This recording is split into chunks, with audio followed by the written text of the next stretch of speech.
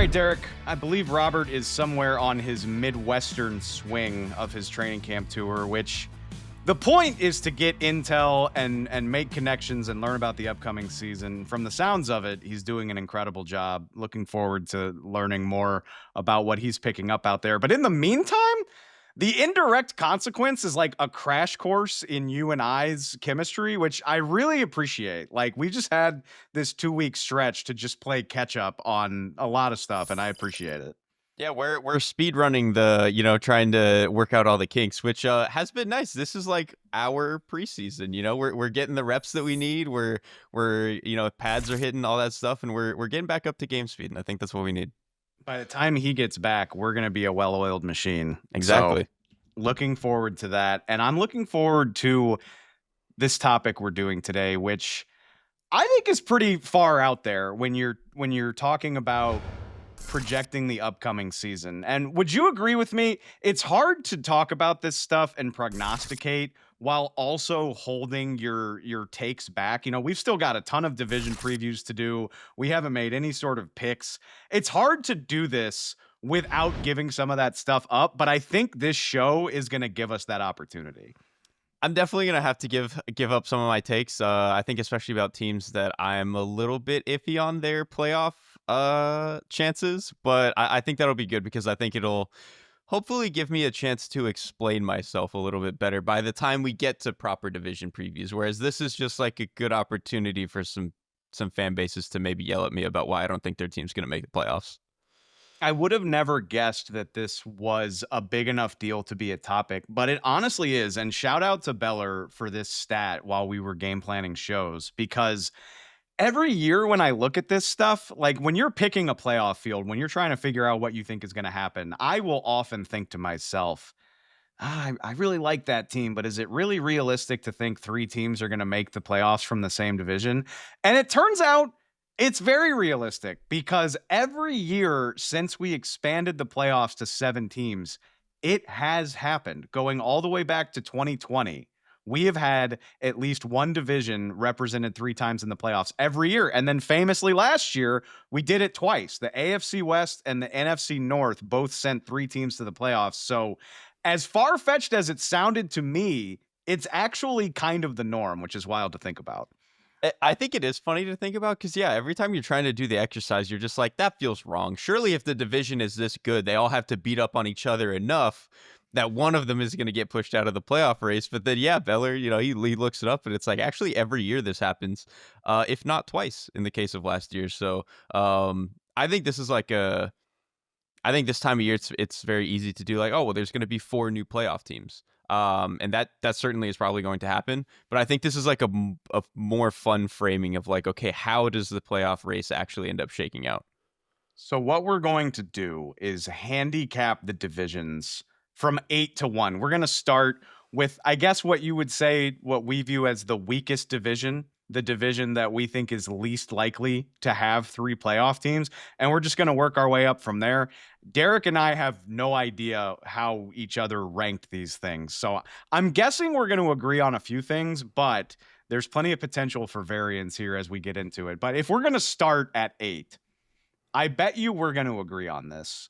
Or I'll throw it out there to get us going. But if I'm looking at this, we think the NFC South is the least likely to have 3 playoff teams, correct?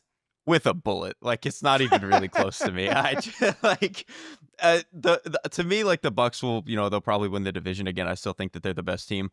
The Falcons, you can get me there on a playoff team. Like, if Michael Penix is the player that they think he is, if the offensive line, with some of the changes that they're going to have with Dahlman out, and I know Ryan Newsel played a lot last year, so maybe that doesn't matter that much. Maybe the offense plays well.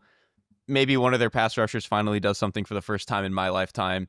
You could get me there on them. I mean, they were almost a playoff team last year with Kirk Cousins like hobbled for half of the season. It's the story of the Falcons last like 3 years. Yes. The thing is, I look at the Saints and I look at even the Panthers.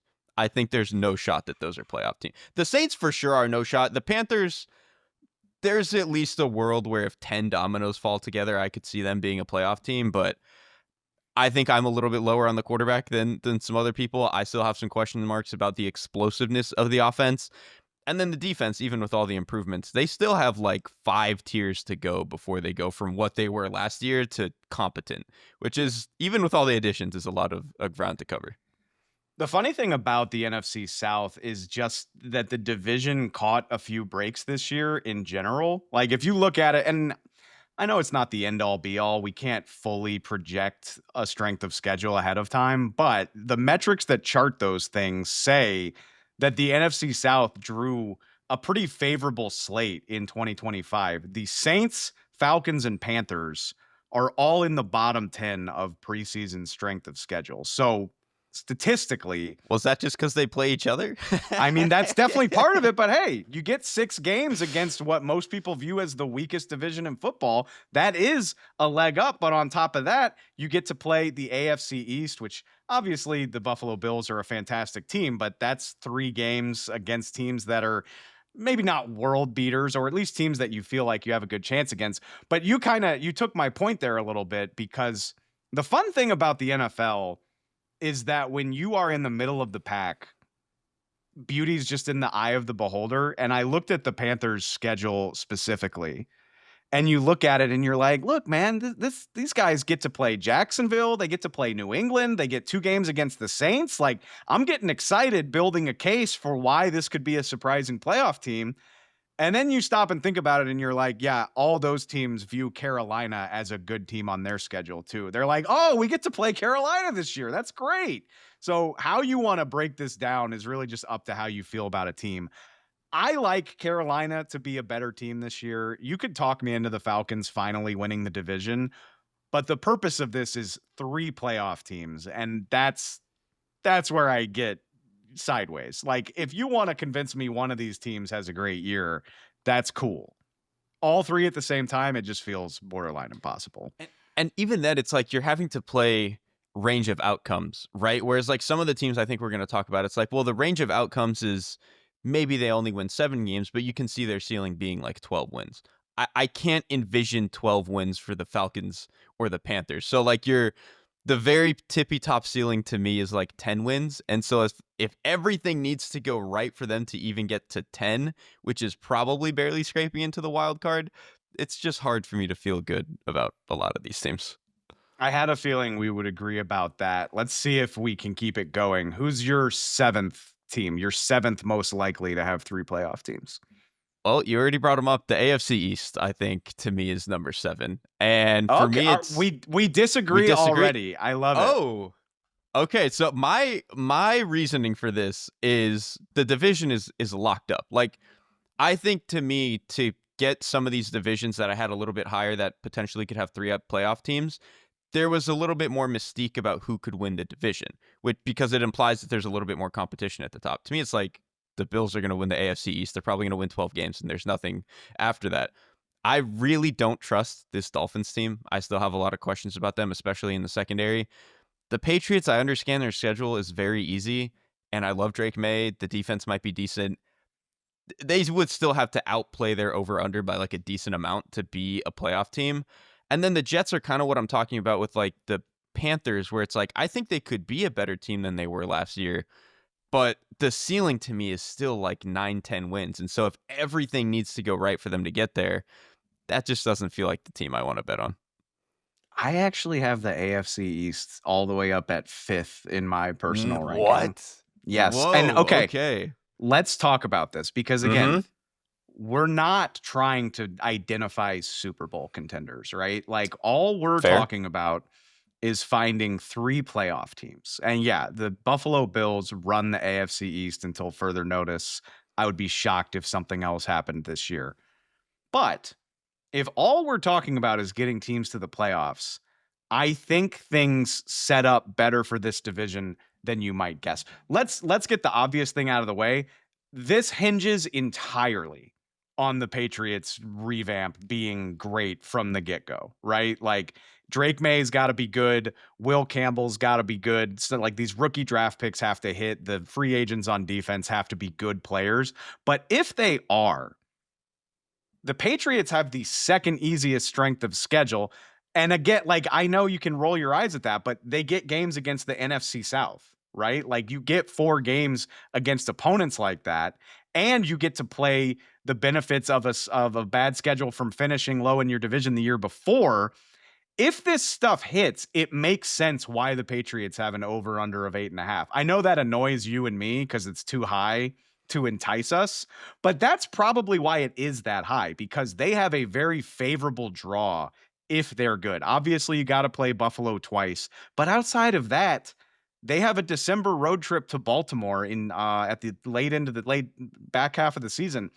That's their only opponent that you would describe as like a true NFL heavyweight outside of their division rival. So if that hits, 9-10 wins for the Patriots, I think is on the table. And then I don't love the Dolphins as a team that we need to take super seriously, but you go 8-9 with a banged up Tua and barely missed the playoffs last year, and you run it back with a very similar team.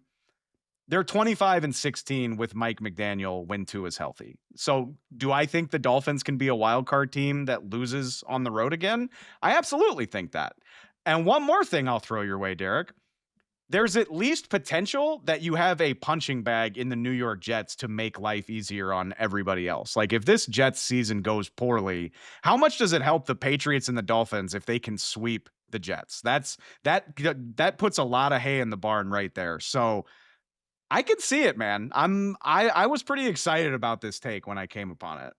I I think it's funny that I think I'm actually probably higher on the Jets, but just lower on the other two teams. And the Patriots one is tough because I actually really like the direction that they're headed. Obviously, I think the quarterback is fantastic. I think Vrabel's going to help them.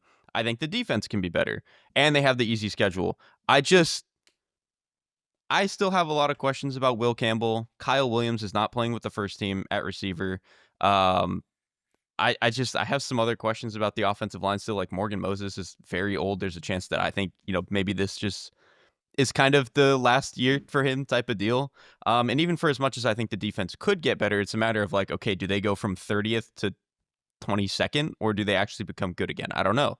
So I don't know. The Patriots, I think I struggle to see it a little bit. And then the Dolphins, I think in terms of just looking at the roster and painting the picture of like, oh, well, if Tua's healthy, they probably would have been a playoff team last year, which I think is true.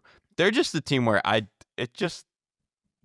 there's just something stinky about them. Like that I can't describe, and I'm sure by the time we get to proper division previews, I'll have like a better reasoning for why I feel that way. But they're a team that I don't want to be betting on. I think the Dolphins are just there. They're just there, and I think that there's a predisposition to just overlook teams that are just there because they're not. There's nothing Because I really know what new. they are. Exactly. Like I know what they are. But what they are is a team that's good. capable of getting to the playoffs. That's all I'm saying. That's my only a good point. So I get it because I'm probably overlooking like I'm bored with them, so I don't want to put them in. But like if they're what they've been for the past 2-3 years, it's like, well, that's probably a 10-win wild card team. But I'm over it. We are bored with the Dolphins because they look about the same or maybe a little bit worse from a team that has been kind of disappointing, but they're a playoff caliber team. They have been for 3 years in a row. I agree with you. If Tua's healthier last year, they make it again. We're not trying to put them in the Super Bowl, but they could be there on wild card weekend. Yeah, it hinges on the Patriots, which that was a very optimistic view that I put forward just now, but it's at least not out of the realm of possibility. All right. So we disagree there. Let's just keep going. Give me your. All right. So the AFC East was your 7. Who's your 6? Yeah, you had them all up at 5, so I'm really interested to see how this shakes out. At 6, I had the AFC South. Is that who you had at 7? I have the AFC South at 7. Yes. Okay, that's understandable. Yeah, this was a team where I think the only reason I had the South above the East is that because in this division, because I think the division winner is a little bit more up for grabs, that makes me believe that more teams could be in the mix for it. So that was really the only reason. Yeah, it's funny because I think the entire division could be in the mix to win the AFC South. And maybe this is just the bias of previous years coming into play, but the AFC South champion has been locked into the 4 seed for what feels like forever at this point. They haven't had a wild card team since 2019. much less two of them. So maybe it's just hard for me to imagine this is the year that they rise above that, especially because on the schedule, you get the AFC West and the NFC West. So those are two of the deeper divisions in the NFL. So not a lot of breaks in the schedule other than your own division. This is it's a lot like the NFC South to me, where I could make a case for any of these teams winning the division, but all like having three of them all win enough games to make it at the same time. That's where you kind of lose me. Okay, you know what? I think you've actually sold me. I would probably put the South at 7 now, because I do think I was probably over-indexing a little bit on like, oh, well, the division's up for grabs. That means a lot of teams are going to be competitive. But if the division being up for grabs only means the best team wins 9 or 10 games, well, Yeah, if that's the not as Texans interesting. go 10-7, Which and they've done twice in a row now. right, and the second and third place teams are 9-8, 8-9, that's not getting us where we want to be. That's my only thought. Having said that, can we find a case for maybe more than that? I mean, I've said a few times I'm a little down on Houston this year, but I don't think it would be hard to convince me that this team wins 11 plus games and maybe somebody else slots in. Like, am I selling them short? Is there somebody here who could accomplish more than that? I really don't think so. Like, I think probably the best case scenario for any of these teams is probably like a sort of lucky 11-win season. Like the Texans, I expect their defense to be great again, but the offense, I'm scared to say it, but like it shouldn't be worse. And so hopefully if they can just be what they were last year at minimum, and then the defense is great again, they could win the division, win 10 games. I do expect Jacksonville to be better. But again, they're going from like a 5-win, 6-win team to, they would have to win 11 games in this scenario. That you're kind of asking to cover a lot of ground there, especially on the defense where they were really, really bad last year. The Colts, God knows, I don't even really want to have that discussion right now. And then the Titans, like I'm really optimistic about where the Titans are going. But hey, man, you picked first overall last year. You would really need a lot of things to go right for them to win the division. And listen, I'm optimistic, but come on now. Have you seen the secondary? I don't know, man. Like I No. like this team, but they've got some weaknesses, I would say. There are on paper so many weaknesses. That's why you pick first in the draft. But nobody doing shows like this was talking about Washington as a threat to do anything last year. And in this very division, the Houston Texans were just a feel-good story. Oh, the Texans had a good draft and finally look like a legitimate franchise. Good for them, but they're not actually good at football. And now they're the two-time division winner. So crazier things have happened. That's, pardon the pun, but the Titans are the true wild card here, where if Cam Ward is a beast, then all bets are off. And I don't know if they go 12-5 and reach the AFC title game the way that the Commanders did last year, but the ceiling is hard to gauge if your quarterback is a dude, right? Like, this could be a double-digit win team if he's that special. And so I think you at least have to talk about it, even if you don't really believe it. I think that's fair. I guess with the division at whole, it's like I don't think the ceiling is that high for any of these teams. And then also for like 3 of them to get into the playoffs, we would have to knock down like 8 dominoes for all of them together, which just feels like we're asking for too much out of these teams. It is funny because the AFC South has so much quarterback name power, right? Like, we love CJ Stroud. He's accomplished some really remarkable things. Trevor Lawrence, with all of the hoopla that surrounds him and all the hype coming into the league and the arguments about him. Anthony Richardson, we know he hasn't lived up to it, but a top 5 pick. And now Cam Ward, number 1 overall. The wattage is there. Like the star power is there. We're just waiting on somebody other than Stroud really to take that next step.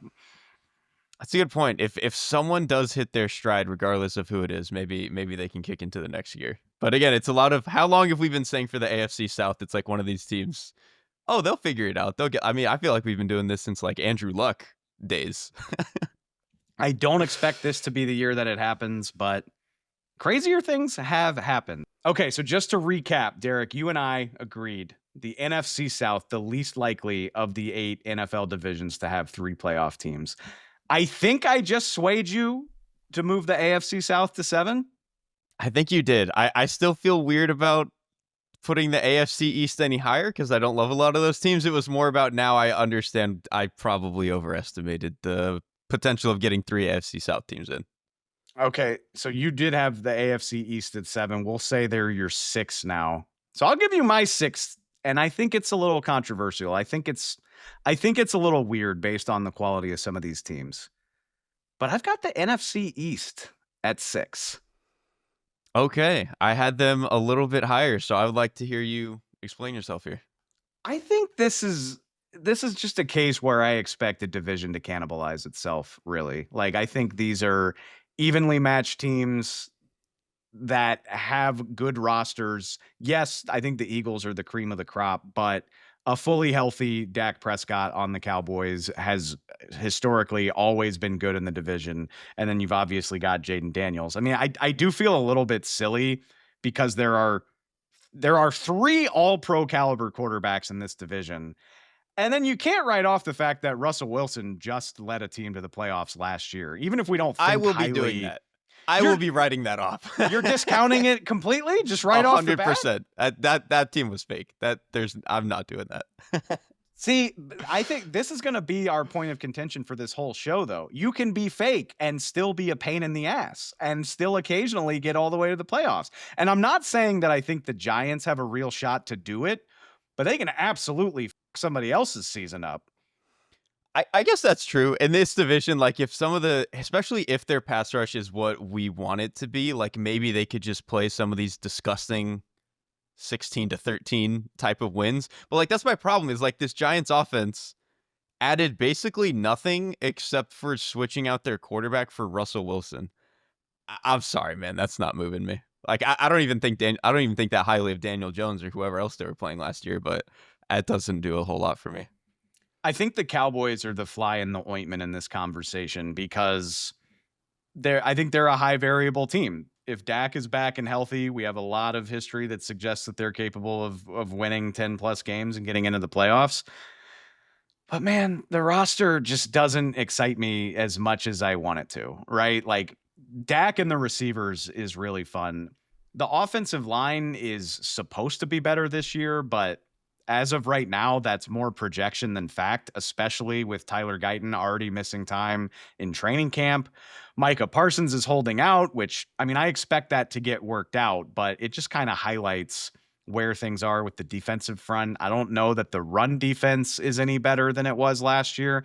And I don't know why we don't talk more about the secondary being the mess that it is. Like, I don't have expectations for Trayvon Diggs this year or the rookie they drafted, Savone Ravel. Like, I don't think it's fair to expect much from a guy coming off of a major leg injury. And I just look at the rest of that secondary and I'm like, this feels like it could be a lot better. So if this Cowboys team does get to the playoffs, it really is going to take like a Super Saiyan effort from Dak in the passing game because the rest of it just doesn't get me that excited. They're one of those teams, and there's a handful of these every year where it's like their path to the playoffs is winning a lot of 32-28 type of games. And we've seen that Dak can do that, right? Like Dak can at his best play like almost MVP-ish level ball and really put up like 30 points a game. It's just you don't really want to be living that way. And I think like you said with they have the combination of I'm not sure the run defense is any better. And also the secondary is a bunch of guys who are banged up, might not play this year. And their only other addition really was signing like or bringing in Kyer Elam, who the Bills have decided they wanted nothing of, and then drafted another cornerback to replace him. So it's just that even though I do think that there's a pretty good ceiling case for the Cowboys, I can see why they're a little bit, you could easily see them also falling out. The other thing that I think matters, and I'm going to harp on schedule a lot in this show, because I think if you're trying to project something like this, who you play is important. And the NFC East draws the AFC West and the NFC North this year. That's brutal. I mean, the Cowboys play the Chiefs on Thanksgiving. You got to play a team that sent three. You play both of the divisions that sent 3 teams to the playoffs last year. And I know it's not a guarantee that it'll be as tough this year, but I promise you, you're going to have 3 to 4 really, really tough games in those divisions. And that could be tough to overcome, especially with Washington now being a team you have to reckon with. I don't know. It sounds tough. I guess that's why this division is tricky, is that I think the ceiling case for all three of those teams, though, is like could be super intense. Like the Cowboys, the Eagles, and Washington could all win 12 games. And I don't think we would be that shocked by it, right? But I do think Eagles are coming off of what's going to be a Super Bowl hangover. Washington, I think, was a little bit fake last year, and I think I have a lot of questions about how well the defense is going to hold up. And then the Cowboys, it's like, okay, we can be excited about healthy Dak, but outside of him and CeeDee Lamb and George Pickens, I don't know if there's that much to be surefire excited about with this team, especially with Micah Parsons currently holding out. So you're making me waffle a little bit, but I still think I'm okay with having them over the other division that I have. Where did you have the NFC East ranked? I had them fourth, so I only have one division of difference here between them. It's weird because I won't be surprised if the NFC East has two playoff teams. It seems like they've had two playoff teams every year for the last like 5 years. You know, like the Cowboys and Eagles made it 2 or 3 years in a row. Obviously, the Eagles and Commanders last year, but I can't get there with 3. I think and we haven't really talked about the Commanders. If the Commanders repeat last year, I think it'll be purely because Jaden Daniels is that special. Like we've talked about it before, where I worry about the roster, I worry about the age of some of these guys and how well they can hold up over another season. Terry McLaurin is holding out. Again, not suggesting that he's going to miss games, but stuff like that matters, especially on a thin group of pass catchers to begin with. Like I would like Terry McLaurin to be working with Jaden Daniels if I'm to believe that the Commanders offense is going to take another step. And that's kind of the tricky part with Washington is like there's obvious reasons to be excited, right? Like Cliff looked like a more put together play caller than ever. Jaden Daniels is probably a special quarterback. But also, I don't think they could possibly do what they did on third downs and fourth downs the way that they did last year. Like it's, and that's not even to say that I don't think like what they were doing was fake. It's just they were hitting on fourth downs at a rate that just doesn't happen. You get lucky at the end of the Bears game. You get a little bit lucky at the end of the Bengals game. Like if all of that comes back to earth, you're probably more realistically a 9-win team, which might not be enough to get you in. I'll say this for any NFC East fans that hate this take. If 3 teams do make it from the division, it'll probably look a lot like the NFC North last year, where it's just like, holy, like who can beat these guys? Is anybody outside of the division capable of winning a game? Because again, with the opponents that they have to go through, it will be wildly impressive if all 3 of these teams get to 10, 11, or potentially more wins. All right, who was your number 5, Derek? My number 5 is the AFC North. I struggle with a lot of these teams. The Ravens are winning the division. They're going to win 14 games. Yeah. The way we are viewing this is just phenomenal because I could barely disagree more, but go on. So the Ravens are in. I think a lot of this stems from I really do not conceive of the Bengals as like a playoff lock the way that a lot of other people do. I think Joe Burrow is great. I think they have maybe the best 1-2 punch at receiver in the entire league. I think that's a really hard way to live year over year. And I still believe, even with Trey Hendrickson back, even with Shamar Stewart finally getting into camp, I still think that there's a chance that this is like a bottom 5 defense. And I just, again, to have to live that way to me scares me. And we saw that last year, you can still win 9 games that way. And if they don't blow a stupid Patriots game early in the season, if they don't have the Washington game, I understand they're in the playoffs. But to me, like having to bump along that border where you're barely a playoff team scares me. When again, I don't think the team is better this year than it was last year. The Steelers, I don't know, man. I love Mike Tomlin. I get it. I love the Jalen Ramsey signing. We are putting the Mike Tomlin doesn't have losing seasons theory to the test this year. Like we really are. And this you really have to take a stand. You can't waffle on what you think of the Steelers. We're getting to, I think for so many other iterations of the Mike Tomlin thing, it was like, are the bad vibes and bad quarterback play really going to overpower the Mike Tomlin magic? And in previous years, even with like Kenny Pickett, I was like, nah, they'll be fine. I just dislike everything about the Aaron Rodgers signing and fit and all of that. I'm very scared about how that's going to work. So to me, there's a decent chance that the Steelers only win like 7-8 games and they don't get in. And then the Browns, I'm not even doing that. We don't have to talk about that.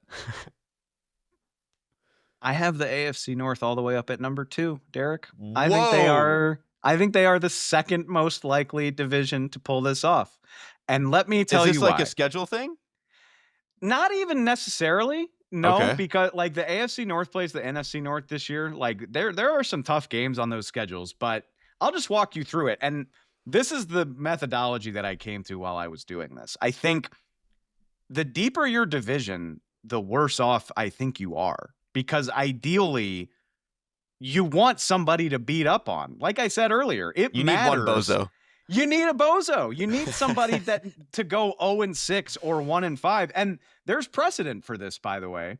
I was looking back at this 2024, just this past year. The Las Vegas Raiders went 0-6 in their division.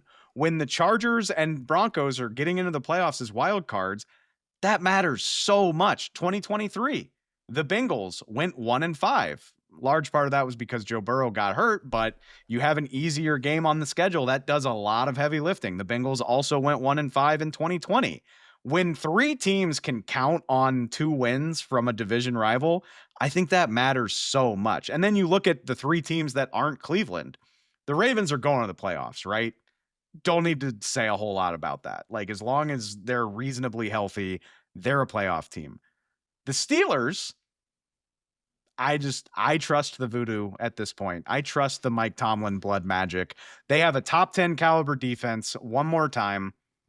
They not trying to sell anybody that Aaron Rodgers is worth getting excited about, but if 2024 Russell Wilson can get the Steelers into the playoffs, I don't think the drop off is that severe to Aaron Rodgers. And again, this is an organization that hasn't had a losing season since 2003.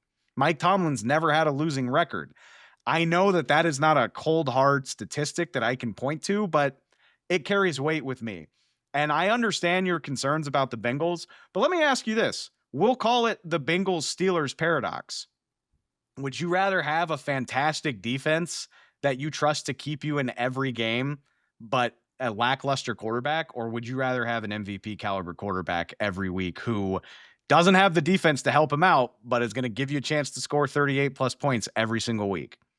I think in this particular case, I'd much rather be the Bengals, but that's also because like I going into the season feel really good about like, yeah, the Bengals will probably be a top 5 offense, assuming everybody is like relatively healthy. With the Steelers defense, I don't feel that way, where I'm like, I feel confident they are like a top 5 unit. Like to me, I think a little bit it's to me, I think if you ask me that, would I rather be the Bengals or the Texans? I think gets a little bit more interesting. And obviously, it's not the same division, so it gets pretty tough. But like the Texans, I feel like, yeah, they're going to be an elite defense. And that to me, I think you get to relatively the same quality of team in a That's not wash. fair, But though, because Stroud is a really, really good quarterback. Even if you're that's down fair. on him after last That's year, fair. I don't think Who would anybody in be this like day a and age would great take Aaron Rodgers over Stroud.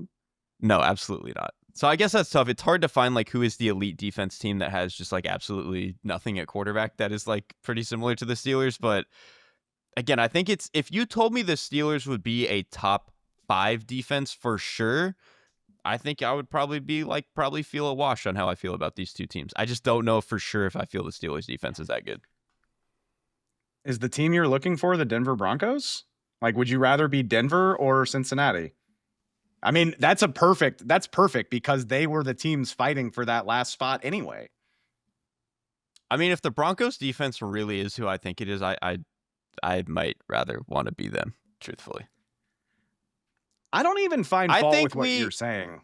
I get why we do the I want to have the best quarterback, I want to have the best passing offense all the time, but like I think it's a little bit more of a flimsy thing than we think that it is. No, I mean, I think you're totally right, and the Bengals prove that. I mean, Yeah, that's what I'm saying exactly. how Or much all those better? Saints teams. You're a Saints fan. You get it. Like you're the 7-9 Drew Brees Saints teams, man. You didn't have to bring that up, I'm but you sorry. did. You're not wrong, but still, like, we're just talking about on a week to week basis going into a game.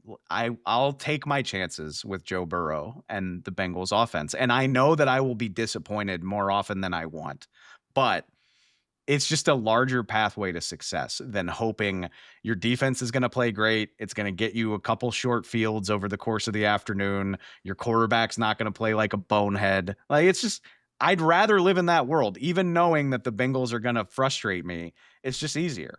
It's just I, easier to live that way. I think having the great quarterback is like, it's like wearing your favorite hoodie. It feels better, but I don't think that necessarily makes the quality of the team any better than like a team like the Broncos. I think it just I think, feels nicer. It feels a little safer. I think that's completely fair. But Yeah. even I with your guess if you're having to pick concerns, playoff teams here, you would rather have the thing that feels a little bit nicer. and once again, do I believe in the Bengals as a team that can win 4 playoff games in a row? Not really, but I do think that they could go 10-7 instead of 9-8 and get into the playoffs. I do think that. I want to be clear. I also think the Bengals can make the playoffs. And like, if we were to pick playoff teams right now, I probably would still put them in. It's just, I think because of the quarterback and the receivers, there's a tendency for people to be like, oh, they're a lock this year. They've gone 9-8 2 years in a row, man. And I know some of that was Joe Burrow injuries, but like, this team is not I think they are not the automatic bid that we conceive of them to be. I'll readily admit some of it is probably my LSU diploma, but I will run full-fledged at that football every time, just like Charlie Brown. Like, I'm ready. I should have done that on my ready to be hurt again. I'm ready to be hurt by the Cincinnati Bengals. That would have been a good one. All right, I wasn't expecting to use my number 2 team that quickly, but we'll keep it rolling. All right, so that was your number 5. The AFC North was your number 5. So I'll jump up to my number 4. I'm just going to keep being the controversial guy because I know that they were the most competitive division in football last year, but I've got the NFC North all the way down at number 4. Do you think I am insane? A little bit, because I have them high. I have them a couple spots higher than that. I don't have them first, but I would like to hear your reasoning for why they're this low, especially under the AFC North. I think to me is very interesting. I just think, with the exception of probably the Packers, and I know, people think we're Packers apologists now. We're just talking totally fair. Yeah, well, you are going to wear that crown. I have a feeling, and that's great. But so much, there's so much that we don't know about this division, right? Like, it's easy to just say like, oh, they went 40-11 combined. Three teams went 40-11 combined last year. They sent 3 teams to the playoff. Of course, they're all going to be good, but the division winners, the Lions, they lose both of their coordinators. They're shuffling their offensive line. There are, Aiden Hutchinson coming back from injury. Not to say that they're going to be a bad team, but assuming 15 wins again is insanely premature. Even assuming like, I would put the Lions somewhere around like 11 if it were me, right? And so I think that just lowers the ceiling of the division right away. And then the team that finished second and won 14 games, one of the most loaded rosters in the NFL, but I can't bang the drum for the Vikings relentlessly the way I want to until I see JJ McCarthy play football. I can't do it. We've talked about this before. Like, even if I think they're a playoff team, I would imagine it's more of like a 9-8, 10-7 type of playoff team than anything. And that's assuming JJ is good. And then the Bears are the Bears, like this could be the year. This could be the year, but am I going to hang my hat on that in the preseason? No, I've been hurt before. I don't want to do that again. So there's enough here giving me doubts about everybody. And that's before you factor in the schedule. The AFC North is on this schedule. The NFC East is on this schedule. These are divisions that we very much expect to have good playoff caliber teams. And then your one cross conference game. Remember, we do a cross conference game outside of that division.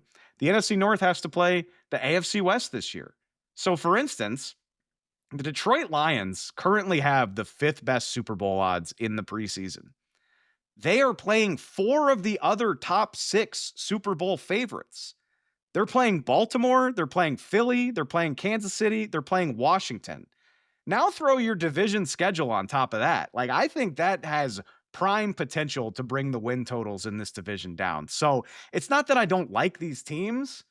I just think doing what they did last year is very much lightning in a bottle. I just don't think it's realistic to expect it to happen again. I think that that is probably fair, especially in the case of Minnesota, right? Like we did our half baked take show. I was like, maybe they could finish fourth in the division. Despite me saying that, I still think that they're probably a better team than the Steelers. And then I think to me the Bears are a much better team than the Browns, and so I actually think that that's been interesting in the way that we've conceived of this. I think in a lot of ways you're looking a little bit more at schedule and within the division looking for an idiot that they can all beat up on. And I Yes, I think have a very strict methodology that I'm trying to follow here. but I get it. Like it makes it when you really frame it that way of like it helps when three of the teams can get two automatic wins. If we're trying to just find three teams that can get into the playoffs in each division, it totally makes sense. I think for me, it's just the way I approached it was mostly like, how do I feel about these teams in a vacuum, and what is the percentage chance that I think that they can win basically 10 games? And for a team like the NFC North, I kind of think there's a decent chance that all of them can do it. And so obviously they'd end up beating up on each other, but I feel good enough that all of them could be playoff teams where like with the AFC North, there's almost no shot that the Browns get in. And so if one thing goes wrong for the other team, like the Steelers or the Bengals, well, then they're already done. Very on brand. You're trying to do this very honorably, and I'm trying to do it so dishonorably. I'm like, by hook or by crook, like, where can I steal 2 wins? Who are we playing that we can beat up on? Like, I'm just trying to get over the finish line here. I like it though. I think it's more practical, honestly. Like thinking about like what are the realities of these teams' schedules, where I think I almost didn't really look at the schedules for these teams. I'm going a little bit off of vibes about like just how good do I think this team is. That's it. I mean, I'll readily admit, though, you're going to wind up looking like an idiot somewhere when you're trying to balance the schedule. I mean, the San Mhm. Francisco 49ers won 6 games and went 1-5 in their division last year, you know? So these are the things that you can't completely predict when you're looking at it in August. But that's why I think taking a volume approach makes sense. Like, if you're playing the AFC North and the NFC East, can I guarantee that all my opinions about those teams are going to be right? No. But you're playing those 8 games, 5 of them are probably going to be really hard just going off the numbers. Like, that would be my guess. It's a lot better than getting to play the NFC South or the AFC East, stuff like that. NFC South is that's what I was looking for every single time I was rating a division. I was like, all right, who gets to play those guys? All right, Derrik, we've covered a lot of ground here. So just catch me up. Read me your list of divisions as we've gotten to it so far. Yeah, I've got at 8 the NFC South, as we both do. You convinced me to put the AFC South at 7, although I started with them at 6. In which case I have moved the AFC up from 7 to 6. 5 for me is the AFC North. 4th for me is the NFC East. We have not talked about my number 3 team. And then at 2, we just talked about the NFC North. That's where I have them. So we each had a North at our 2 spot because I had the AFC North at 2. I have the NFC North down at 4, AFC East at 5th, NFC East at 6th, and then yeah, we agree on the 2 Souths after I swayed you. All right, so moment of truth. We don't know what each other has ranked 3rd. Who is your number 3 team? Yeah, it's funny we have both of the Wests left. For me, I'm putting the NFC West at 3rd. And this to me, you know, kind of in the way that you talked about the NFC East, where this is a division that's going to cannibalize itself.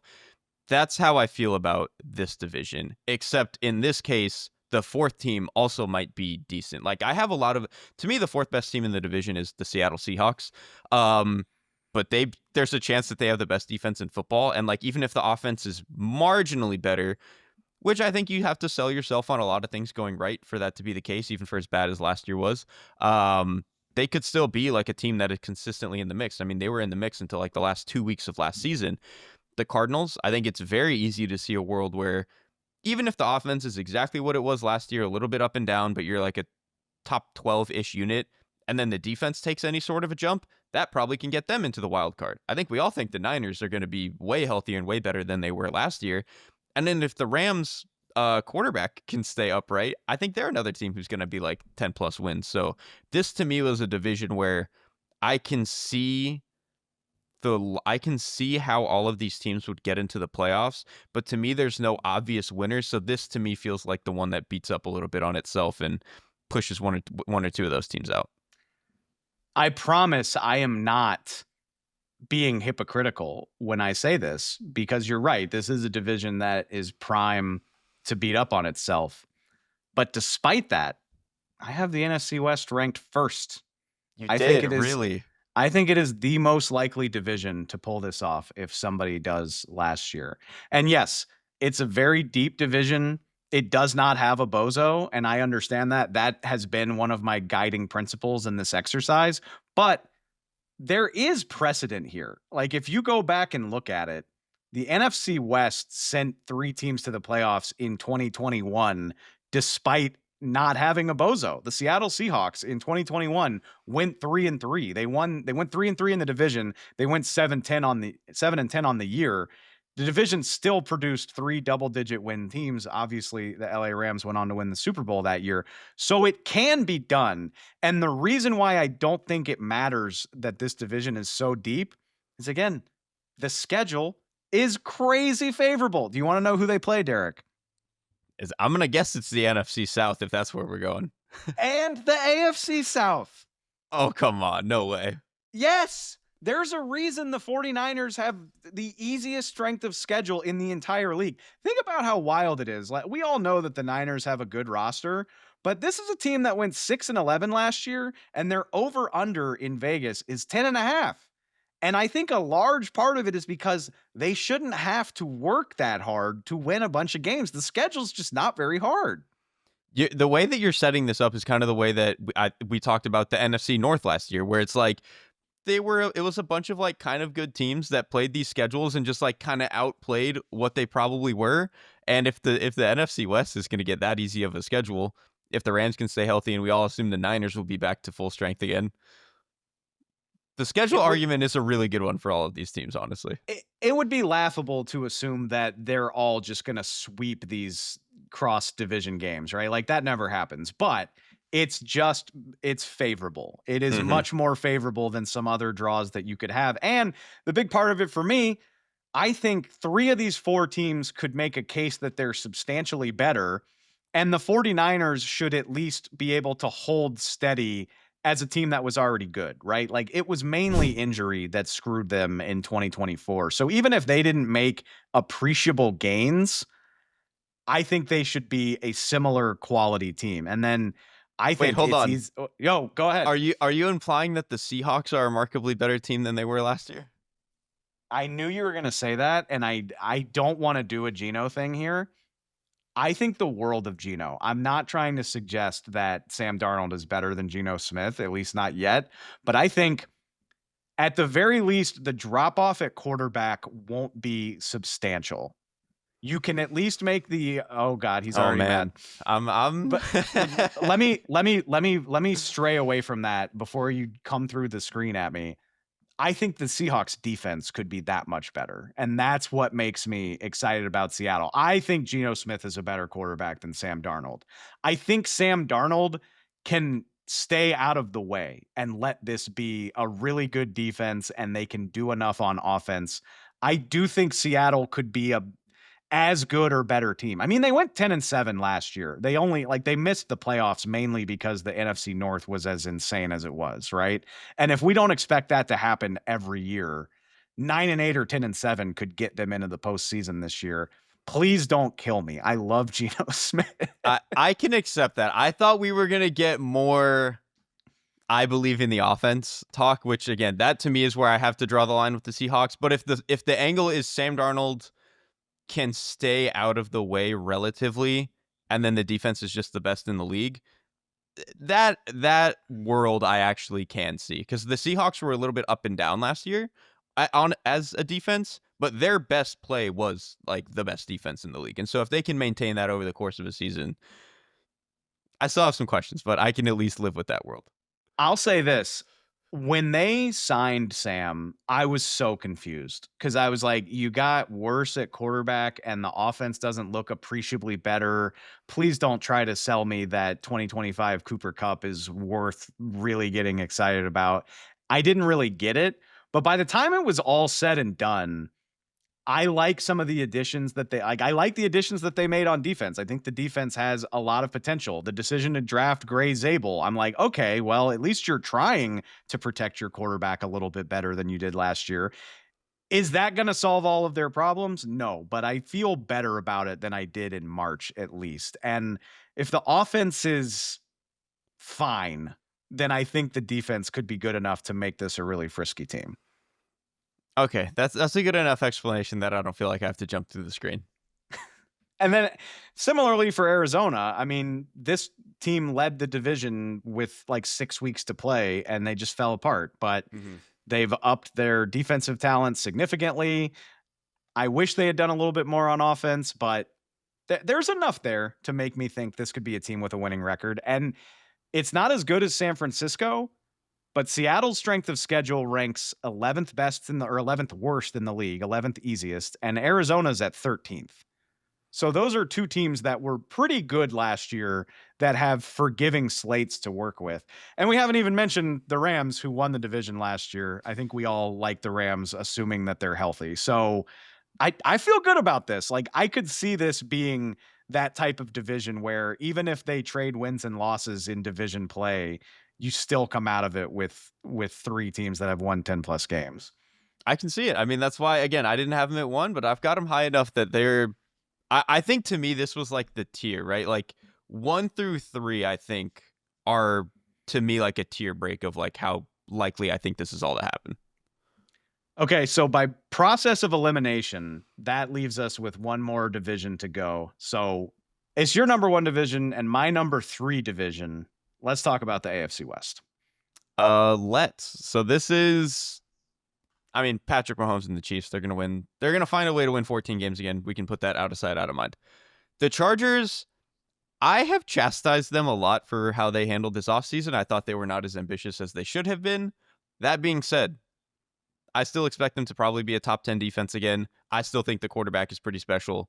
And I still think that there's enough when I look at like Lad McConkey, Omari and Hampton, the offense can have enough to it that I think it should be pretty good. So this is a team, and obviously all that being aside, like Jim Harbaugh is just already back into that tier of like, these are just one of the handful of NFL coaches I really trust the most. So I really have a decent amount of faith in the Chargers to, again, if we were picking Super Bowl teams, I don't know if they would be that high because I think the ceiling is still a little bit limited, but I think the floor is very high.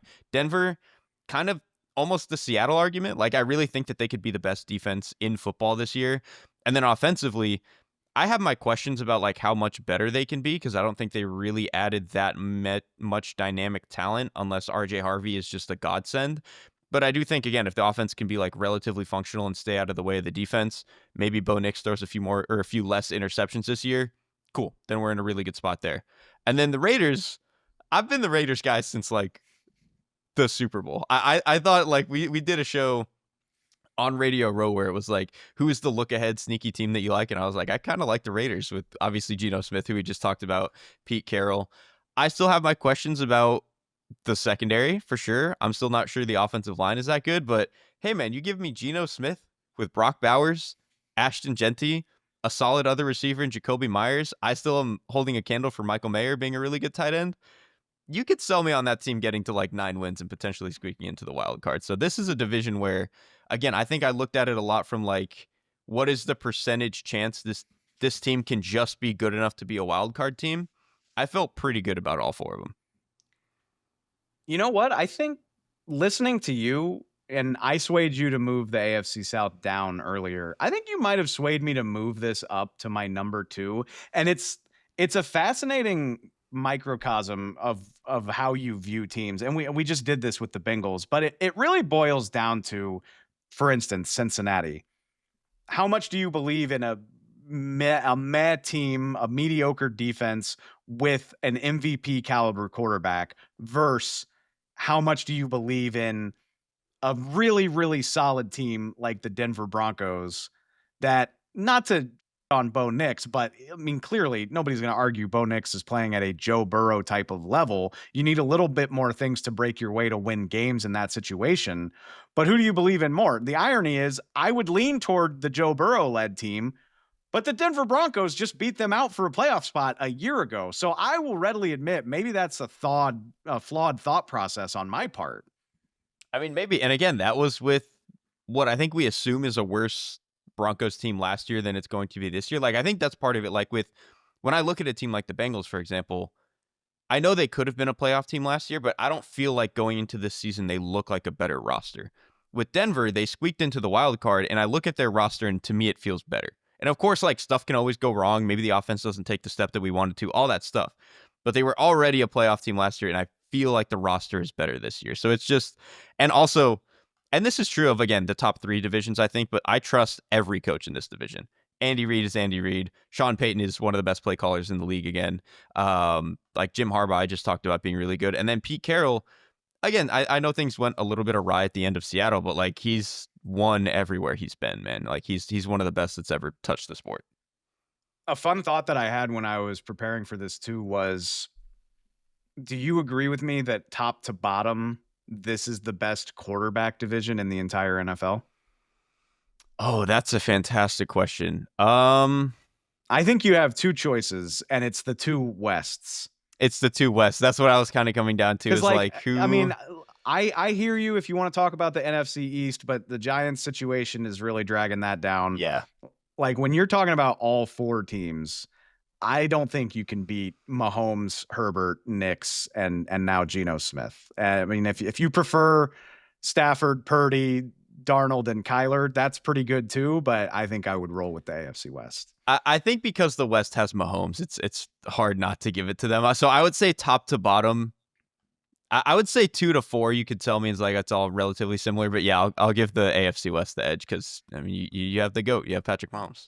So I think that's a good point. Like I said, I started with them at 3.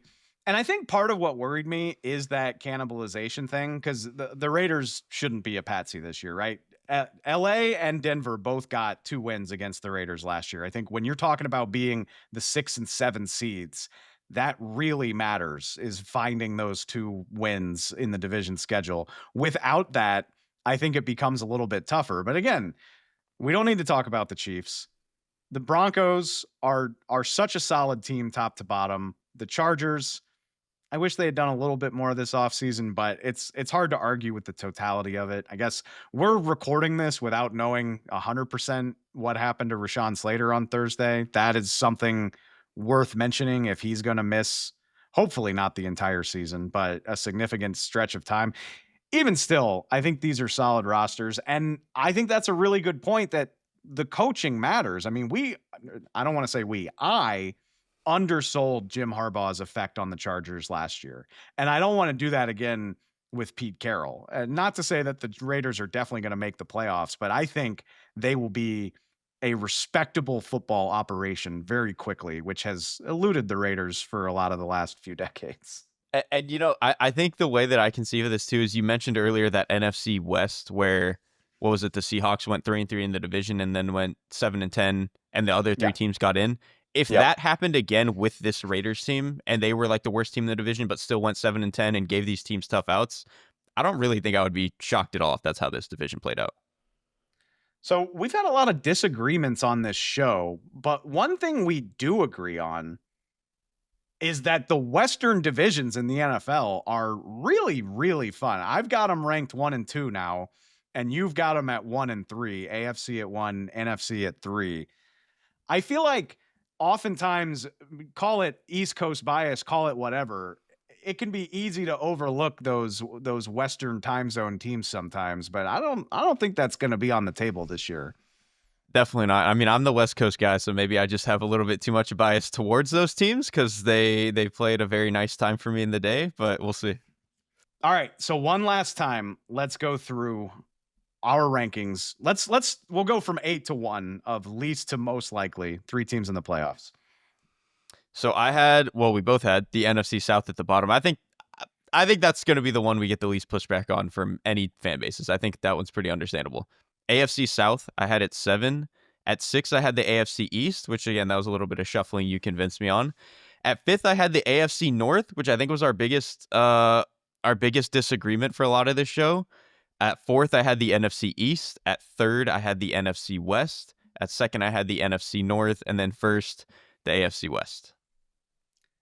The one that's got the most potential to bite me is definitely the NFC East at 6th. So I had NFC South, AFC South at 8 and 7. At 6, I had the NFC East, which could very much bite me in the ass if Dak Prescott and Jaden Daniels are on their P's and Q's this year. AFC South at 5, NFC North at 4, AFC North at 3. And then, like I said, I've got the AFC West at 2 and the NFC West at 1. Even now, knowing what I know, I feel silly thinking that 3 teams are going to make the playoffs from one division. It just doesn't feel right. But I think this is a worthwhile exercise because we got 5 years of data that say it's very possible or very likely going to happen again. It's happened every year since 2020. So I like this framing of it where you can kind of take a look at the landscape and see what might be coming. Yeah, even doing this whole exercise, it still feels wrong because I put the NFC North at 2nd, but I literally just did a show where I was like, I don't know if the Vikings are good enough. So it's just a funny exercise to have to do. There's no way I'll have the guts to pick 3 teams from the same division to make my playoff field. And conceivably could be very wrong again. Like Beller's trying to give me the answer to the test right now, and I'm just not listening. But this was a ton of fun. Derrik, I appreciate it, man. We got more coming up for you this week as training camp rolls along. That's it for now, though. We appreciate it so much. We will talk to y'all soon. Thanks for watching The Athletic Football Show. Subscribe to the channel to keep up with us. Like and comment on this video, and we'll see you next time.